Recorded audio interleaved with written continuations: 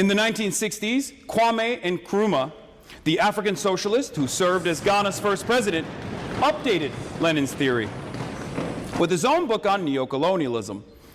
What he described was how, in the era of decolonization under American hegemony, colonialism actually endured. Hasan Piker praises socialist dictators for what they say, but spends little time talking about the consequences of what they do. The economic failure produced by African dictators like Kwame Nkrumah have more to do with their socialist policies than neocolonialism. Deidre McCloskey writes that thanks to Nkrumah's policies in Ghana in the early 1960s, one of the richest economies of Africa became in a decade one of the poorest. The Ghanaian economist George Aidi describes in his book Africa Unchained how Nkrumah's and his successors' socialist controls over the economy exacerbated poverty and devastated Ghana's agricultural sector. Aidi argues that perhaps nothing wrought more damage to Ghana's agriculture than price controls. They were introduced by Nkrumah in 1964 ostensibly to make food affordable, but instead they created shortages and incentivized corruption. The economist Henry Hazlitt explains what happens when the government makes it illegal to sell a commodity above a certain price. People usually buy more or hoard the commodity, and production of that commodity is discouraged because profit margins are reduced or wiped out. The price controls in Ghana had predictable consequences. Farmers stopped growing the price-controlled produce or chose to farm some other commodity. The artificially low prices encouraged